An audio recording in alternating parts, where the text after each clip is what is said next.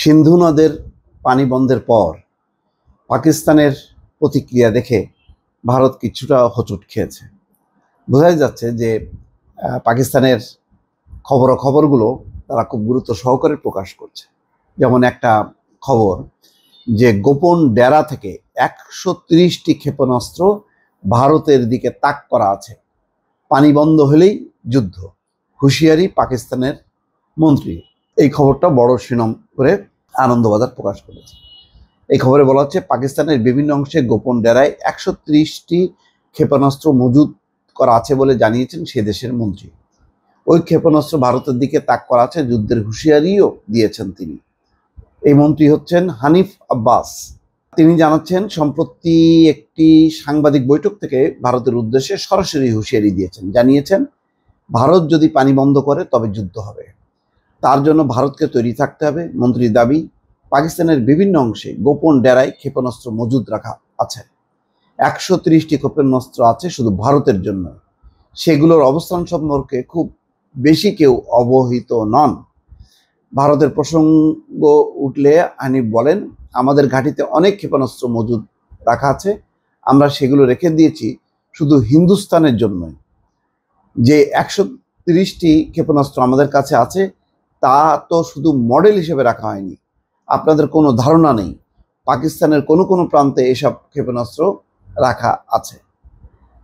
পাকিস্তানের কাছে যে ক্ষেপণাস্ত্র মজুদ আছে ভারত তা জানে, দাবি পাক মন্ত্রীর। তার বক্তব্য, এই ক্ষেপণাস্ত্রের ভয়ে এখনও পাকিস্তান আক্রমণ করতে পারছে না ভারত।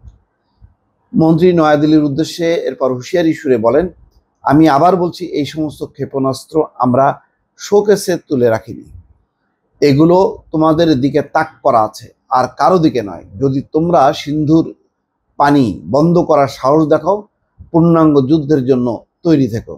হানিফ জানিয়েছেন, নিজেদের সংস্থা এবং গোয়েন্দাদের ব্যর্থতা ঢাকতে জঙ্গি হামলায় পাকিস্তানের উপর দোষারোপ করছে ভারত। বলতেছে গোয়েন্দারা ব্যর্থ, তার মানে এরকম ধরনের যে একটা হামলা হবে গোয়েন্দারা জানতে পারেনি। এবং পেহেলগামে যেখানে হামলা হয়েছে সেখানে কোনো নিরাপত্তা রক্ষী ছিল না। তার মানে এটা অনেকে বলছেন, দাবি করছেন বিরুদ্ধ পক্ষরা, যে এটা একটা নাটক। এই নাটক সাজানো হয়েছে ভারতের আভ্যন্তরে যে নানা রকম সমস্যা আছে সেই সমস্যা থেকে দৃষ্টি অন্যদিকে দেওয়ার জন্য একটা যুদ্ধ পরিস্থিতি তারা তৈরি করেছে। তিনি বলছেন, মন্ত্রী বলছেন, আগে তাদের উচিত নিজেদের দোষ খোঁজা।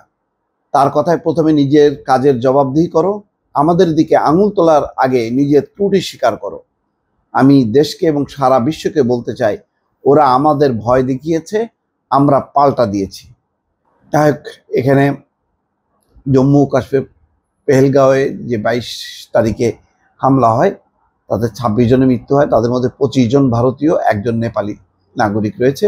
এই ঘটনার পর পাকিস্তানকে দায়ী করে একাধিক পদক্ষেপ নিয়েছে ভারত। পাকিস্তানও পাল্টা পদক্ষেপ নিয়েছে, এর ফলে যে উত্তেজনা তৈরি হয়েছে। এখন এক পক্ষ আরেক পক্ষের বিরুদ্ধে তীব্র বান শুরু হয়েছে, বান যুদ্ধ হয়েছে। তবে অনেকে অশনি সংকেত দেখছেন। বাংলাদেশ ইতিমধ্যে বলেছে সমঝোতা করতে হবে, তারা সংঘাত চায় না। ইরান এবং সৌদি আরব মধ্যস্থতার প্রস্তাব দিয়েছে, জাতিসংঘেও বলেছে উত্তেজনা কমাতে। আর মার্কিন যুক্তরাষ্ট্রের ডোনাল্ড ট্রাম্প বলেছেন যে তিনি বিশ্বাস করেন যে ভারত এবং পাকিস্তান নিজেদের মধ্যে আলোচনা করে এই উত্তেজনার নিরসন ঘটাবে। এখন দেখা যাক কতদিন এই উত্তেজনা চলতে থাকে। ভালো থাকবেন, আল্লাহ হাফেজ।